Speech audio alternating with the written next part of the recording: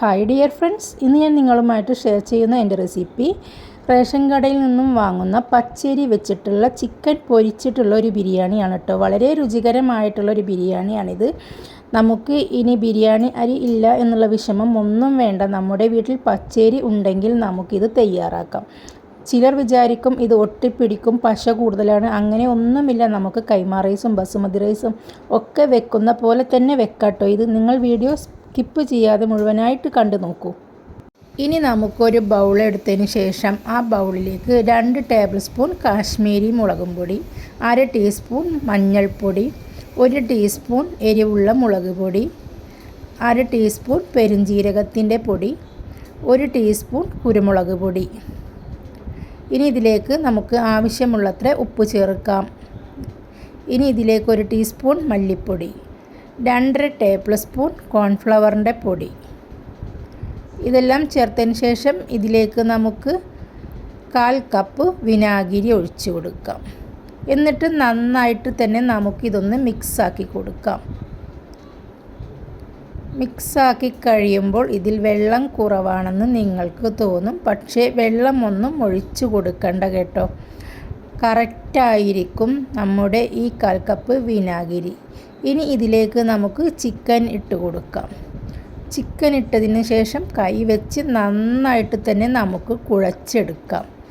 കണ്ടില്ലേ, ചിക്കനിൽ വെള്ളമുണ്ടാവും. ആ വെള്ളം കൂടി ചെല്ലുമ്പോൾ കറക്റ്റായിരിക്കും. നന്നായിട്ട് തന്നെ നമുക്കിത് കൈ വെച്ച് കുഴച്ച് കൊടുക്കാം. ഇനി ഞാനിതിലേക്ക് ചേർക്കുന്നത് ഒരു ചെറുനാരങ്ങൻ്റെ നീര്, കുരുവൊക്കെ കളഞ്ഞതിന് ശേഷം അതും കൂടി ഇതിലേക്ക് ഒഴിച്ച് നന്നായിട്ട് തന്നെ നമുക്ക് കൈ വെച്ച് മിക്സ് ചെയ്യാം. എന്നിട്ട് നമുക്കിതൊരു അരമണിക്കൂർ റെസ്റ്റ് ചെയ്യാനായിട്ട് മാറ്റി വെക്കാം. ഞാനൊരു പാൻ അടുപ്പിലേക്ക് വെച്ച് കൊടുത്തിട്ടുണ്ട്. ചിക്കൻ ഫ്രൈ ആക്കാനായിട്ടുള്ളതാണ്. ഞാനിവിടെ ഓയിലൊന്ന് ഫ്രിഡ്ജിൽ വെച്ച് കട്ടയാക്കിയതാണ് കേട്ടോ. ഇനി ഇത് നമുക്കൊന്ന് ഉരുകാനായിട്ട് വെക്കാം. നന്നായിട്ട് ചൂടായിട്ട് വന്നു കഴിഞ്ഞാൽ നമുക്കിതിലേക്ക് ചിക്കൻ പീസുകൾ ഓരോന്നായിട്ട് നമുക്കിതിലേക്ക് വെച്ച് കൊടുക്കാം. ചിക്കൻ പീസുകളെല്ലാം ഇട്ടതിന് ശേഷം തീ നമുക്ക് മീഡിയം ഫ്ലെയിമിലേക്ക് മാറ്റി കൊടുക്കാം. എന്നിട്ട് നമുക്കിത് അടച്ച് വെച്ച് ഒരു 5 മിനിറ്റ് കഴിഞ്ഞതിന് ശേഷം ഒന്ന് തുറന്ന് നോക്കിയിട്ട് വീണ്ടും നമുക്കിതെല്ലാം ഒന്ന് മറിച്ചിട്ട് കൊടുക്കാം. എല്ലാതും ഇങ്ങനെ മറിച്ചിട്ട് കഴിഞ്ഞതിന് ശേഷം ഒന്നുകൂടി നമുക്കിതൊന്ന് അടച്ച് വെക്കാം ഒരു 5 മിനിറ്റ്. 5 മിനിറ്റിന് ശേഷം നമുക്കിത് തുറന്ന് നോക്കാം. നമ്മുടെ ചിക്കൻ റെഡിയായി വന്നിട്ടുണ്ട് കേട്ടോ. കോൺഫ്ലവറെല്ലാം പുരട്ടിയതിനാൽ തന്നെ ചിക്കൻ വളരെ നല്ല സോഫ്റ്റായിട്ടും ക്രിസ്പിയുമായിട്ടുമാണ് ഇരിക്കുന്നത് കേട്ടോ. ഇനി നമുക്കിത് കോരി മാറ്റാം. ഇങ്ങനെ നമ്മുടെ എല്ലാ ചിക്കനും നമുക്ക് പൊരിച്ചെടുക്കാം. എന്നിട്ട് നമുക്കതൊരു സ്ട്രെയിനറിലേക്ക് മാറ്റി വെക്കാം. ഇനി നമുക്ക് ബിരിയാണി അരി വേവിക്കാനുള്ള വെള്ളം അടുപ്പിലേക്ക് വെക്കാം. അതിലേക്ക് നമുക്ക് ഉപ്പിട്ട് കൊടുക്കാം. ഇത്ര അളവൊന്നുമില്ല, വെള്ളത്തിനനുസരിച്ച് നമുക്കിതിലേക്ക് ഉപ്പിട്ട് കൊടുക്കാം. ഉപ്പ് ലേശം മുന്തി നിൽക്കണം എന്നേ ഉള്ളൂ. ഇനി നമുക്കിത് തിളക്കാനായിട്ട് അനുവദിക്കാം. ഒന്ന് നന്നായിട്ടൊന്ന് മിക്സാക്കിയിട്ട് അത് ഇവിടെ കിടന്ന് തിളച്ച് മറിയട്ടെ കേട്ടോ. ഇനി നമുക്ക് പച്ചമുളക്, ഇഞ്ചി, വെളുത്തുള്ളി അത് ചതക്കാനായിട്ട് മാറ്റി വെക്കാം. ഇനി നമുക്കൊരു കുക്കർ അടുപ്പിലേക്ക് വെക്കാം. വളരെ വേഗത്തിൽ തന്നെ നമുക്ക് മസാല കുക്കറിൽ ഉണ്ടാക്കിയെടുക്കാം. അതിനാണ് കേട്ടോ ഞാൻ ഈ കുക്കർ അടുപ്പത്തിൽ വെച്ചിരിക്കുന്നത്. ഇനി ഇതിലേക്ക് ഞാൻ ഒരു 2.5 ടേബിൾ സ്പൂൺ പശുവിൻ നെയ്യ് ഒഴിച്ചു കൊടുത്തിട്ടുണ്ട് കേട്ടോ. പശുവിൻ നെയ്യിൻ്റെ ഒപ്പം തന്നെ ഇതിലേക്ക് നമുക്ക് കോഴി പൊരിച്ച ആ വെളിച്ചെണ്ണയുണ്ടല്ലോ, അതും കുറച്ച് ഒഴിച്ചു കൊടുക്കാം. എന്നിട്ട് ഒരു 5 മീഡിയം സൈസ് സവാളയാണ് ഞാനിവിടെ എടുത്തിരിക്കുന്നത്. വളരെ കനം കുറച്ചിട്ടാണ് അരിഞ്ഞെടുത്തിരിക്കുന്നത്. അത് നമുക്കിതിലേക്കിട്ട് നന്നായിട്ട് തന്നെ നമുക്കൊന്ന് വഴറ്റി കൊടുക്കാം. കുക്കറിൽ ഇടുമ്പോൾ ഒന്ന് വഴറ്റേണ്ട ആവശ്യമൊന്നുമില്ല. എന്നാലും നമുക്കൊന്ന് ജസ്റ്റ് ഒന്ന് മിക്സ് ചെയ്ത് കൊടുക്കാം. പെട്ടെന്നൊന്ന് വഴണ്ടി കിട്ടാനായിട്ട് നമുക്കിതിലേക്ക് ലേശം ഉപ്പൊക്കെ ഒന്ന് ചേർത്ത് കൊടുക്കാം കേട്ടോ. അപ്പോൾ അതവിടെ തീ ലോ ഫ്ലെയിമിലിട്ടതിന് ശേഷം ഞാൻ ചോറിൻ്റെ വെള്ളം നന്നായി തിളച്ചുട്ടാ. അപ്പോൾ ഞാനതിലേക്ക് ബിരിയാണി അരി നന്നായി കഴുകി വെള്ളം വാർത്ത് വെച്ചിരുന്നു. അത് ഇതിലേക്ക് നമുക്കിട്ട് നന്നായിട്ടൊന്ന് മിക്സാക്കി കൊടുക്കാം. ഞാനിവിടെ ഒരു 6 ഗ്ലാസ് എന്ന് പറയുമ്പോൾ 1.5 കിലോ അരി ഉണ്ടാവും. 1.5 കിലോ റേഷൻ്റെ പച്ചരിയാണ് കേട്ടോ എടുത്തിരിക്കുന്നത്. നന്നായിട്ട് ഇളക്കി കൊടുക്കുക. എന്നിട്ട് ഇളക്കി കൊടുത്തതിന് ശേഷം ഒരു ചെറുനാരങ്ങൻ്റെ നീര് പിഴിഞ്ഞിട്ട് ഇതിലേക്ക് ഒഴിച്ചു കൊടുക്കുക. അരി കട്ട പിടിക്കാതിരിക്കാനായിട്ടാണ് ഒഴിച്ചു കൊടുക്കുന്നത് കേട്ടോ. ഇനി അത് അവിടെ കിടന്ന് വേവട്ടെ. ഇനി നമുക്ക് ബാക്കിയുള്ളത് നോക്കാം. അങ്ങനെ നമ്മുടെ സവാള നന്നായിട്ടൊന്ന് വഴറ്റി കൊടുക്കുക. വഴറ്റി കൊടുക്കുമ്പോൾ ഇതിലേക്ക് ലേശം നമുക്ക് ഉപ്പിട്ട് കൊടുക്കാം കേട്ടോ. സവാള പെട്ടെന്നൊന്ന് വാടി കിട്ടാനായിട്ടാണ് ഉപ്പിട്ട് കൊടുക്കുന്നത്. ഇനി ഇതിലേക്ക് ഒരു 4 പച്ചമുളക് ചതച്ചതും 2 കഷ്ണം ഇഞ്ചി, ഒരു 10-20 അല്ലി വെളുത്തുള്ളി ഞാൻ എടുത്തിട്ടുണ്ട്. അതും കൂടി ചതച്ചിട്ടാണ് ഇതിലേക്ക് ചേർത്ത് കൊടുക്കുന്നത്. ഞാനിതിലേക്ക് പട്ട, ഗ്രാമ്പൂ, ഏലക്ക, ബേ ലീഫ് ഒന്നും ചേർത്തിട്ടില്ല കേട്ടോ. വളരെ സിമ്പിളായിട്ട് നമുക്ക് വീട്ടിൽ വെച്ച് നമ്മുടെ വീട്ടിലുള്ള ഇൻഗ്രീഡിയൻസ് വെച്ച് തയ്യാറാക്കാൻ പറ്റിയ ഒരു ബിരിയാണിയാണ് കേട്ടോ തയ്യാറാക്കുന്നത്. ഈ മസാലയിലേക്ക് നമുക്ക് 1/2 ടീസ്പൂൺ മഞ്ഞൾപ്പൊടിയും 1 ടീസ്പൂൺ മല്ലിപ്പൊടിയും 1/2 ടീസ്പൂൺ ഗരം മസാലപ്പൊടിയും 1 ടീസ്പൂൺ കുരുമുളക് പൊടിയും പിന്നെ കുറച്ച് ഉപ്പ് ചേർത്താൽ മതി. നമ്മൾ വഴറ്റുന്ന സമയത്ത് സവാള വഴറ്റുന്ന സമയത്ത് ഉപ്പ് ചേർത്തിട്ടുണ്ട്. അപ്പം കുറച്ച് ഉപ്പ് ഇട്ട് കൊടുത്താൽ മതി. ഇനി പൊടികളുടെ എല്ലാം പച്ചമണം മാറിക്കഴിഞ്ഞാൽ നമുക്കിതിലേക്ക് ഒരു 4 തക്കാളി, നല്ല മീഡിയം സൈസ് തക്കാളി, നല്ല പഴുത്ത തക്കാളിയാണ് എടുത്തിരിക്കുന്നത്. അത് ഇതിലേക്ക് ഇടാം നമുക്ക്. എന്നിട്ടൊന്ന് മിക്സ് ആക്കിയതിന് ശേഷം നമുക്കിതിലേക്ക് ഒരു 3 ടേബിൾ സ്പൂൺ തൈര് ഒഴിച്ചു കൊടുക്കാം കേട്ടോ. തൈരും നല്ല പുളിയുള്ള തൈരാണ്. അപ്പോൾ പുളി പാകത്തിനുള്ളതാണോന്ന് നോക്കിയിട്ട് ഇതിലേക്ക് ഒഴിച്ചു കൊടുക്കുക. ഇത് പാകത്തിനുള്ള പുളിയുള്ള തൈരാണ്. അപ്പോൾ ഞാനിതിലേക്ക് ഒരു 3 ടേബിൾ സ്പൂണ് തൈര് ഒഴിച്ചു കൊടുത്തിട്ടുണ്ട്. പിന്നെ ഒരു പിടി മല്ലിയിലയും പുതിനയിലും കൂടിയിട്ട് മിക്സാക്കിയിട്ട് അരിഞ്ഞെടുത്തിട്ട് അതും കൂടി ഇതിലേക്ക് നമുക്ക് ഇട്ട് കൊടുക്കാം. എന്നിട്ട് നമുക്ക് നന്നായിട്ട് തന്നെ ഒന്ന് വഴറ്റി കൊടുക്കാം.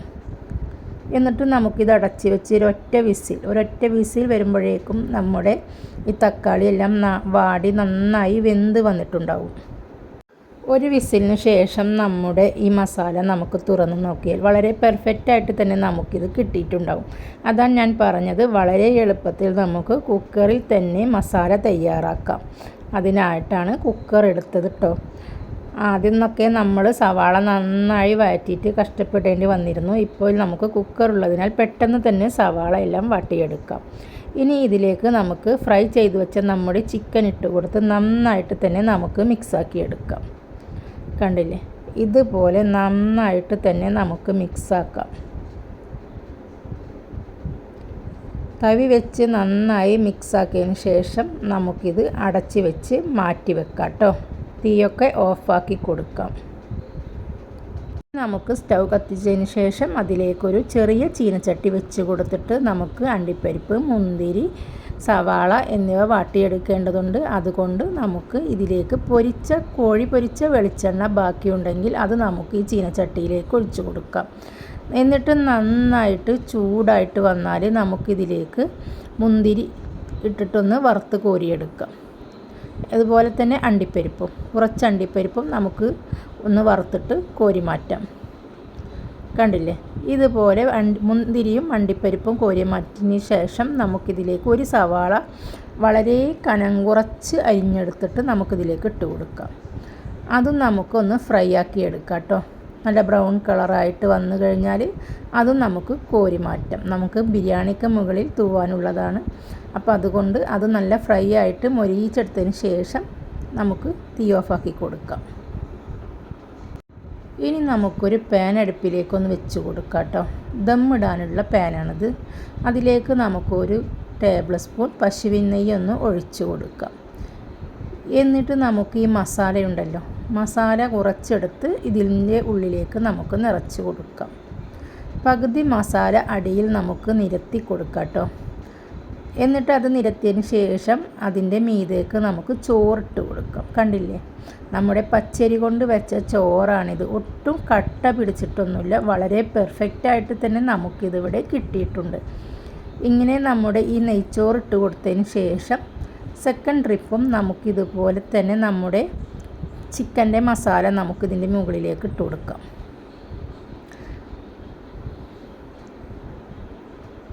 കണ്ടോ, വീണ്ടും നമുക്ക് ചിക്കൻ്റെ മസാലയും ചിക്കനും നമുക്ക് ഇതിൻ്റെ മുകളിലേക്ക് ഇട്ട് കൊടുക്കാം.